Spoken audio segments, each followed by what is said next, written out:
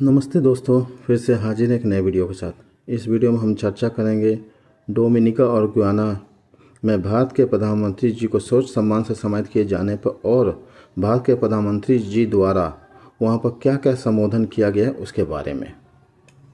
तो इस वीडियो को शुरू करने से पहले आप सभी से अनुरोध है कि इस चैनल को सब्सक्राइब करें, वीडियो को लाइक करें, कमेंट करें और अपने दोस्तों के साथ ज़्यादा से ज़्यादा शेयर करें। तो दोस्तों, इस वीडियो को हम शुरू करते हैं। तो गुयाना में कैरिबियाई देश डोमिनिका ने the Dominica order of honour से सम्मानित किया है। डोमिनिका के राष्ट्रपति सिल्वेनी बर्टन ने भारत के प्रधानमंत्री महोदय श्री नरेंद्र मोदी जी को अपने देश का सर्वोच्च सम्मान से नवाजा है। कोविड-19 महामारी के दौरान डोमिनिका को वैक्सीन पहुंचाने के लिए यह अवार्ड दिया गया है। साथ ही साथ गुयाना ने भी भारत के प्रधानमंत्री जी को अपने राष्ट्र का सम्मान, सर्वोच्च सम्मान जिसे जो है ऑर्डर ऑफ एक्सीलेंस, फिर से सुनिएगा, ऑर्डर ऑफ एक्सीलेंस से सम्मानित किया है। इसी के साथ साथ बारबाडोस के द्वारा भी भारत के प्रधानमंत्री जी को honorary order of freedom of Barbados, honorary order of freedom of Barbados से सम्मानित किया गया है। भारत के प्रधानमंत्री जी द्वारा यह अवार्ड भारतवासियों को समर्पित कर दिया गया है। देखिए, आप सभी को पता है कि हमारे माननीय प्रधानमंत्री महोदय 2 दिवसीय गुयाना यात्रा पे हैं। तो जब से वहाँ गए हैं तब से अब तक थी ये 3 कंट्रियों ने तो उनको इन सर्वोच्च नागरिक अवार्डों से सम्मानित किया है। इसके साथ ही साथ वहाँ पे हमारे प्रधानमंत्री महोदय जो हैं इस समिट में इतर प्रधानमंत्री ने कैरिबियाई देशों के प्रतिनिधियों से द्विपक्षीय चर्चाएं भी की हैं। गुयाना के राष्ट्रपति मोहम्मद इरफान के अलावा प्रधानमंत्री ने डोमिनिका प्रधानमंत्री रूजवेल्ट स्टेरिक और सूरीनाम के राष्ट्रपति चान संतोखी सहित अन्य नेताओं से औपचारिक बातचीत भी की है। गुयाना के जो प्रधानमंत्री महोदय हैं और हमारे देश के प्रधानमंत्री जो इनकी बातचीत हुआ उसमें गुयाना के राष्ट्रपति ने कुछ संबोधित किया है हमारे प्रधानमंत्री महोदय के लिए। तो उसको भी जान लेते हैं क्या क्या संबोधन किया उन्होंने। तो उन्होंने कहा है कि पीएम मोदी का यहाँ आना, फिर से सुने, पीएम मोदी का यहाँ होना हमारे लिए सबसे बड़ा सम्मान है। वो नेताओं के बीच चैंपियन है। मोदी ने शानदार लीडरशिप की है, विकासशील दुनिया को रोशनी दिखाई है, विकास का वो तरीका अपनाया है जिसे कई लोग अपने देश में अपना रहे हैं। हमारे माननीय प्रधानमंत्री महोदय ने गुयाना के राष्ट्रपति इरफान जी को धन्यवाद कहा। उन्होंने कहा कि राष्ट्रपति इरफान का भारत के साथ एक विशेष रिश्ता है और भारतीय समुदाय के एक ब्रांड एम्बेसडर हैं। साथ ही साथ हमारे देश के प्रधानमंत्री महोदय ने यह भी कहा कि लगभग वो 24 साल बाद गुयाना की यात्रा पर आए हैं। इससे पहले वो एक आम आदमी के तौर पे निजी यात्रा के लिए गुयाना आए थे। किसी भारतीय पीएम के तौर पे वो 56 साल बाद गुयाना यात्रा पर हैं।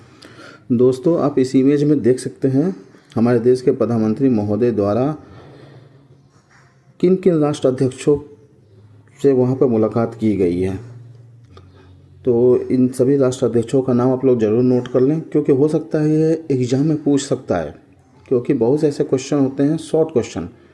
और साथ ही साथ जो सम्मान उनको मिला उनको भी आप ज़रूर नोट कर लें, क्योंकि ये भी पूछ सकता है कि हालिया डेट में उनको कौन कौन से सम्मानों से सुसज्जित किया गया है।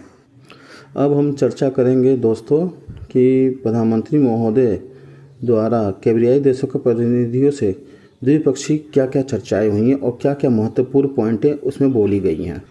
संबोधन में प्रधानमंत्री मोदी जी द्वारा बोले गए अहम बात कुछ इस प्रकार हैं। भारत ने गुयाना के लोगों के कौशल विकास में महत्वपूर्ण योगदान दिया है।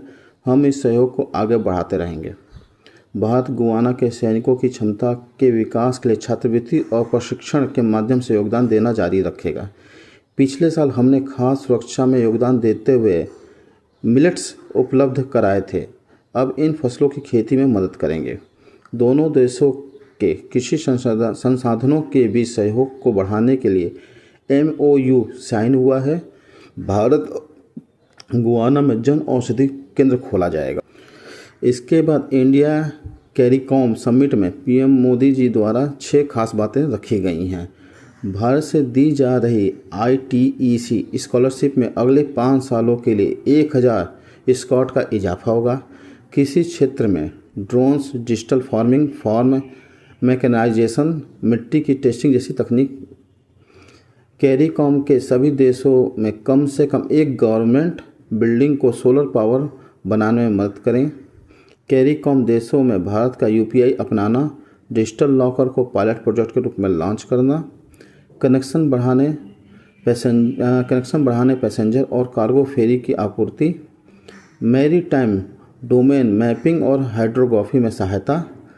कैरिकॉम देशों में इस्तेमाल के लिए भारत के drug testing lab, cancer therapy machine, Siddharth second Bhishma mobile hospital और जयपुर फूड कैंपस। ये कुछ मुख्य टॉपिक थे इस समिट के दौरान। साथ ही साथ कैरिबियाई देशों संग रिश्ते मजबूत करने के लिए प्रधानमंत्री महोदय ने 7 पॉइंटों का फार्मूला दिया है। इसको शॉर्टकट में कहेंगे CARICOM, जिसका फुल फॉर्म है कैपिटल बिल्डिंग।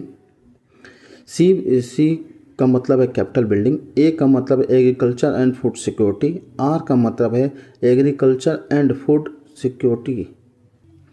यहाँ पे कुछ कन्फ्यूजन हुआ है दोस्तों, यहाँ पर कुछ कन्फ्यूजन है कि C और R का मतलब तो सेम ही बताया जा रहा है, एग्रीकल्चर एंड फूड सिक्योरिटी। चलिए आगे समझते हैं। I का मतलब है इनोवेशन, टेक्नोलॉजी एंड ट्रेड।